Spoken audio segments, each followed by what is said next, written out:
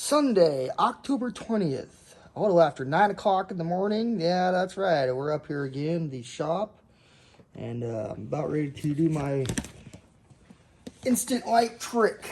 Yeah, this is another bag that's been sitting around in my garage for who knows how long. And I don't use charcoal anyways. You might as well just throw it in the shop furnace here, I guess you could call it.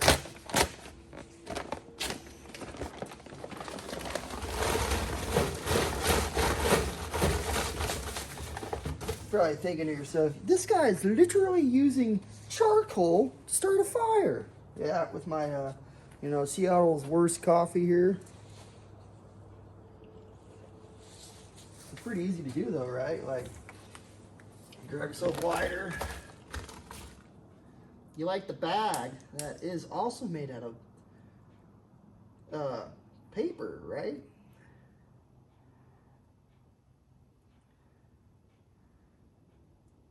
And the bag, which is actually soaked up with all that instant light charcoal, takes off. Good times.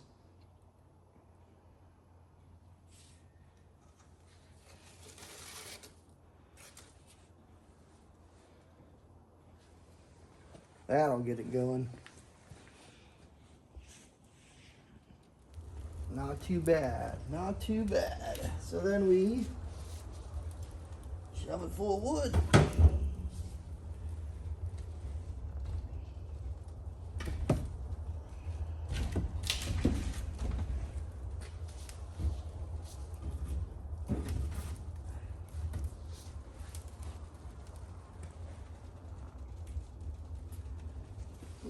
We'll put one more in there.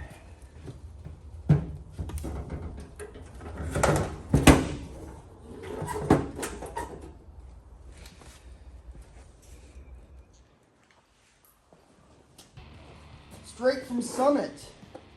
We had to order more parts. Kind of seems like this is how a lot of my builds go. Is I just kind of slap stuff together, you know? And eventually I just have to keep on buying parts, right? So, straight from Summit. We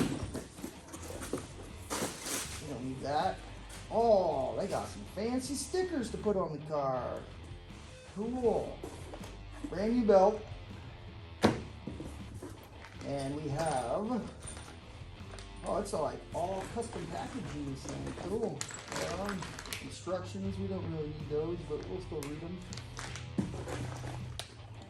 I got brand new ICT brackets. So that's actually the serpentine belt. That's a guide. This is a bracket, alternator bracket, which, I did a little bit of research over the week, and this was actually one of the most affordable. All aluminum billet, straight out of the box. Thank you, Summit.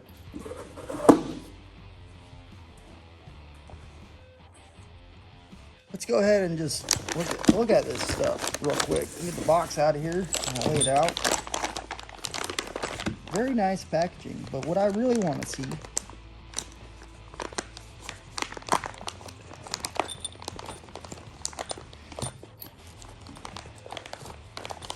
oh man, very nice packaging. We'll have to leave a review on that. Is really light too. See, that's what I was thinking. I don't think the engine block has the second hole. Darn it. We might have to do a little bit of customizing to the engine block. And then you have, they did recommend they have a jig they can sell that will, you bolt to the motor itself, and it gives you that guide where to drill on the block of the motor, which, I mean, that sounds fun, but all billet. Good stuff. New pulley there. All the spacers and hardware. Right on. I'll do one more chunk.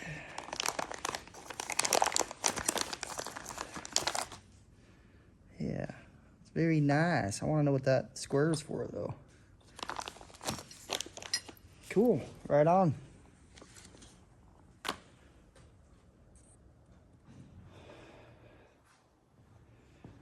All right, well, so here's the thing.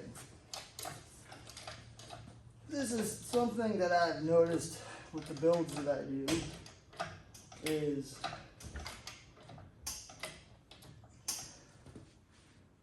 you pull the engine, you put it back in. You pull the engine, you put it back in. Now I'm going to pull it out again.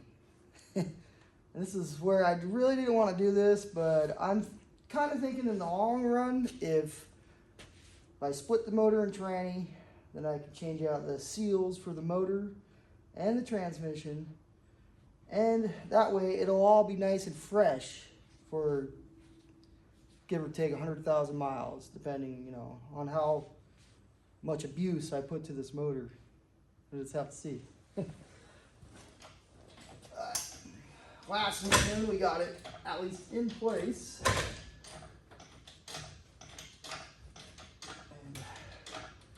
And yet again, I'm going to pull it back out. As long as we don't get it stuck in the car.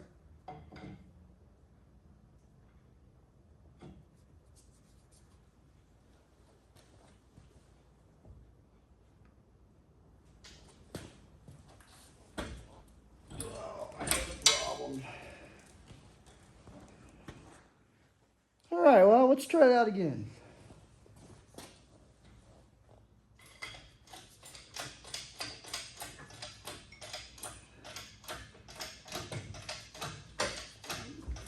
Yeah, that's a lot better. Going to clear the oil pan. It's almost like it wanted to come out of there. Right on. Up and out we go.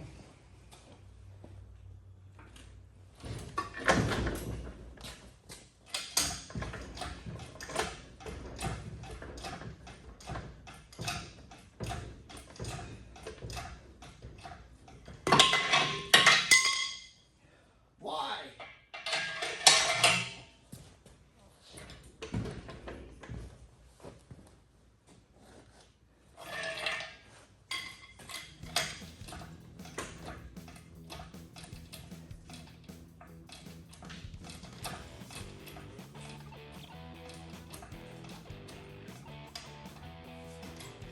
Typically, you have one guy guiding the motor, and then you have one guy pulling it out.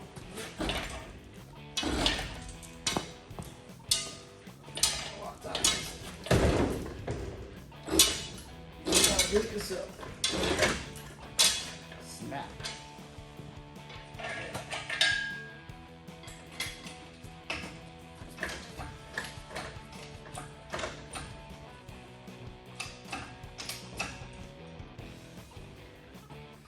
Well, I think I'm going to push the car back a little bit, and yeah, all good.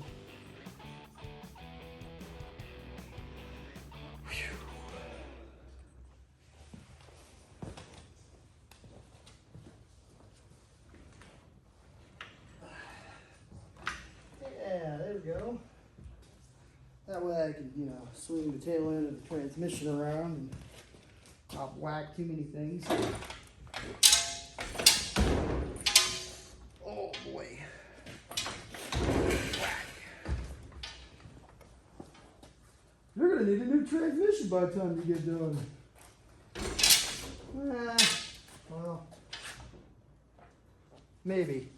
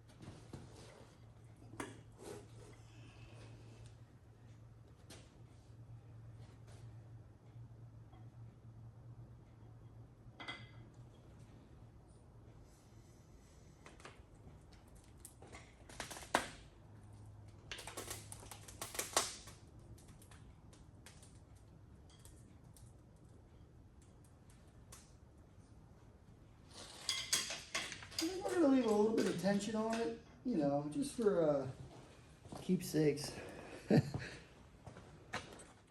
Well, who knows how long it's been since this motor and transmission have been split, but that's what we're doing.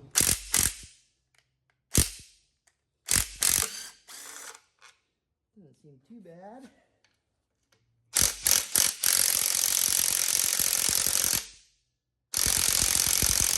Yeah, we're gonna have to bust out a breaker bar.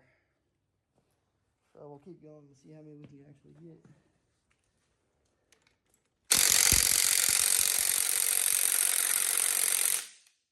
Well, we got lucky. We got one out. Oh, nope, that one is really loose. That's not good.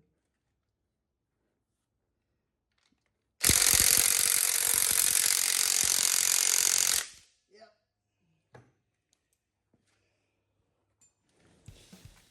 Well, sometimes, you know, you'll come across that issue where things just don't want to go, and you have to make them go. Ah, it wasn't even that tight. What the heck, man? That gun should have popped out right out of there. Oh, we'll try this one. See how tight this one is.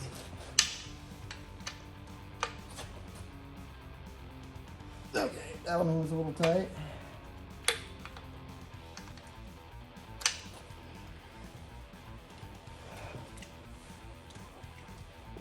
You just never know, right? So,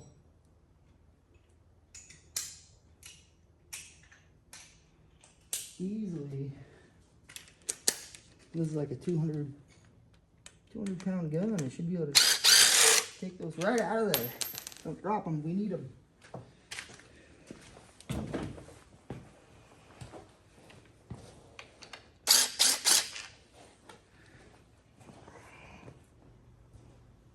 Well, as you can see, I made another transmission fluid mess.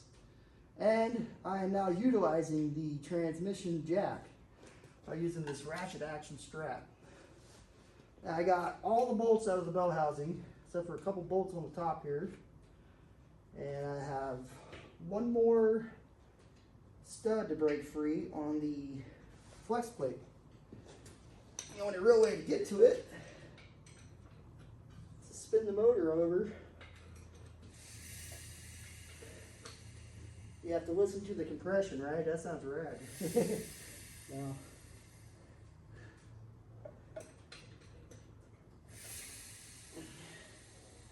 Why is it I'm not seeing it?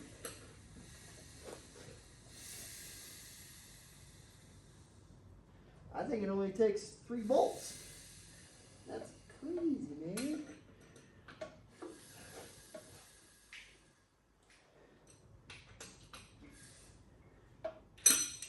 Yeah. So, in theory,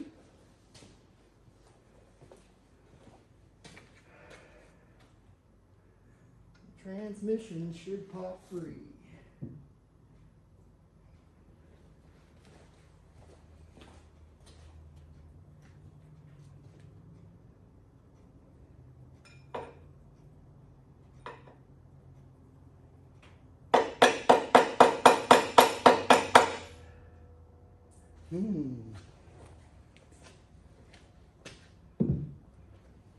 Uno momento, por favor.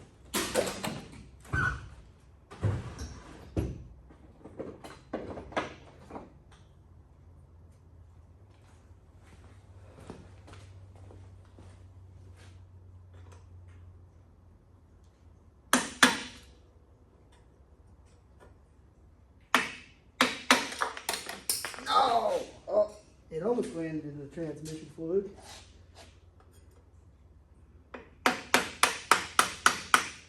There it goes.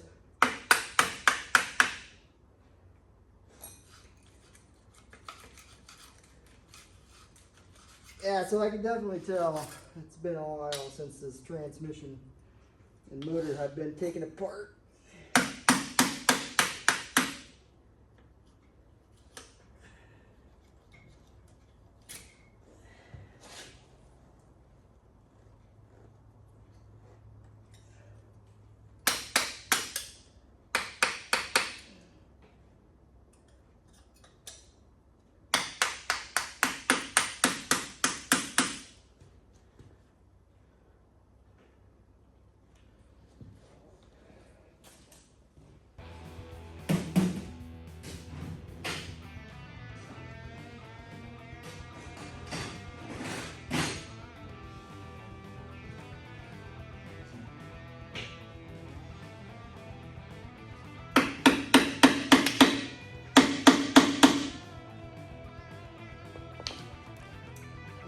transmissions comes.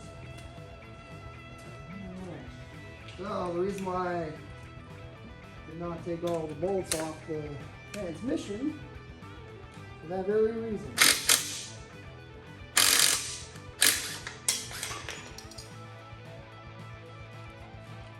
About ready to split. Got off this side loose.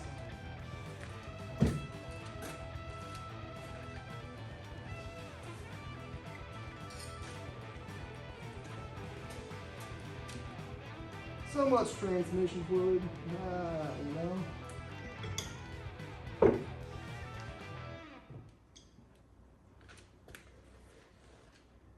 I'm kind of worried about if I have to take this starter off, but I don't think I should have to.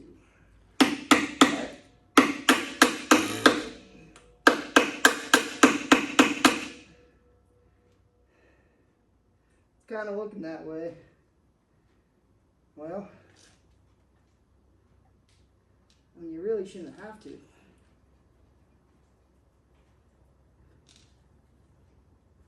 I don't know. But, nope, there it comes. Yeah, now we're making progress.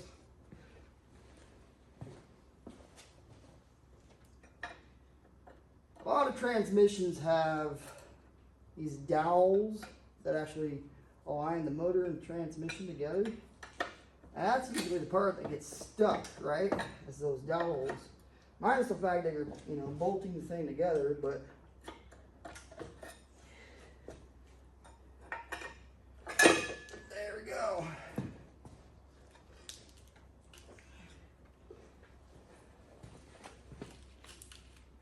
Oh, we're still connected here. A little bit of wires. There we go.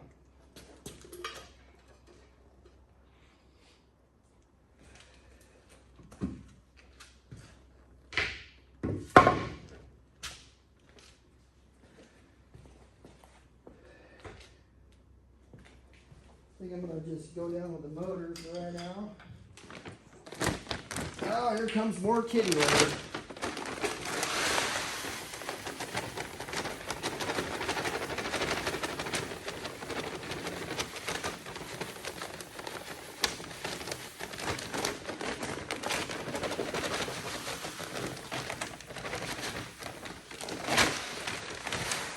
I mean, the shop's going to smell good after a while. You know, like cats living here or something. I went ahead and had to use a breaker bar on these bolts for the flex plate. And yes, this is not the best way to do this, but I think I'm going to be replacing the flex plate at this point. Use your channel locks with the stud on the motor.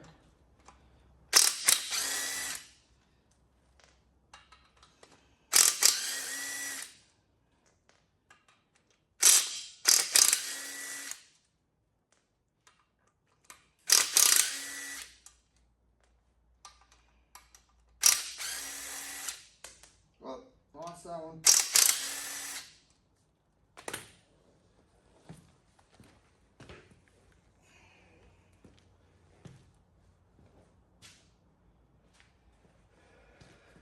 Let's see if it'll just pop right off there.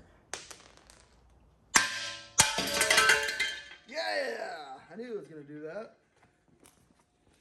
Makes for good footage, huh? So I went ahead and just skipped past all the boring part, but actually the easiest way to do this is put the actual bracket on the motor and then put it on the engine stand. Ever so slightly, just raise the engine hoist.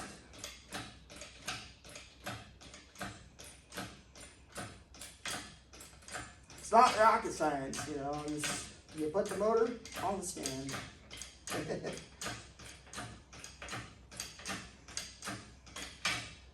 That should do it. Oh, a little more.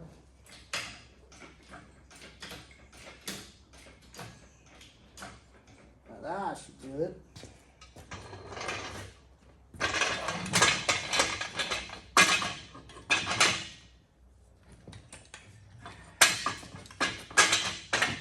Remember, I'm one person. Go up a little higher.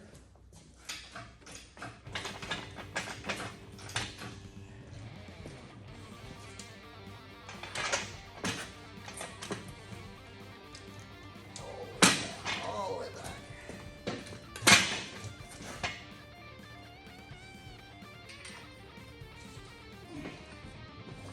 Up a little higher.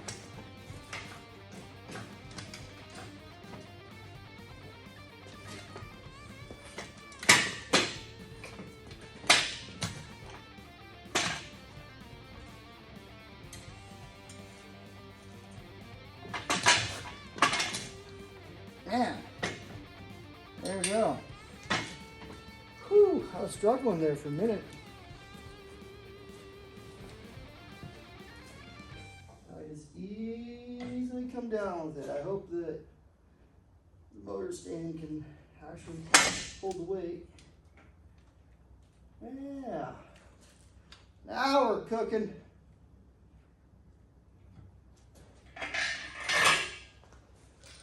Looks like it'll be able to hold it. Brad.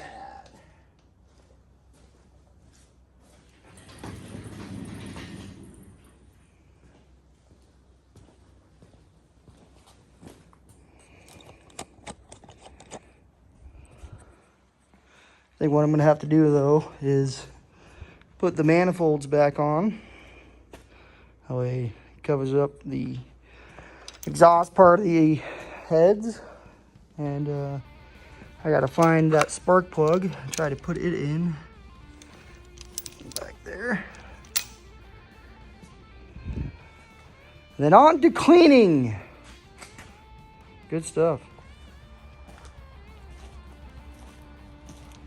So we have the old TH350 from the Pontiac. That's the transmission I need to clean up. I've been meaning to get to it, but I listed it for sale, and a lot of people are clicking on my ad, but they're not wanting to buy it because the way it looks, right?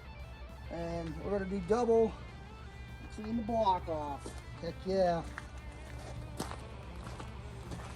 It's all about the prep. What is that? Like 10% of the prep work and 90%?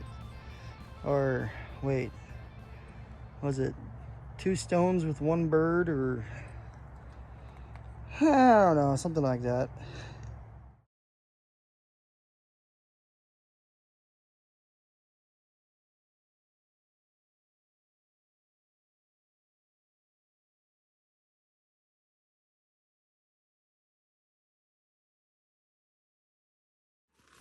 And then with everything, you can't just get away with using hot water or you know. Does this have a hole in it? Dang it. That bucket has a hole in it. Well, I think that's going to do it for now. I'm going to blast off the motor and the transmission one more time, but it needs to sit. I'm going to coat it with some of that purple power and some dish soap and let it sit. As for the motor, it's pretty clean. Let's get it even cleaner.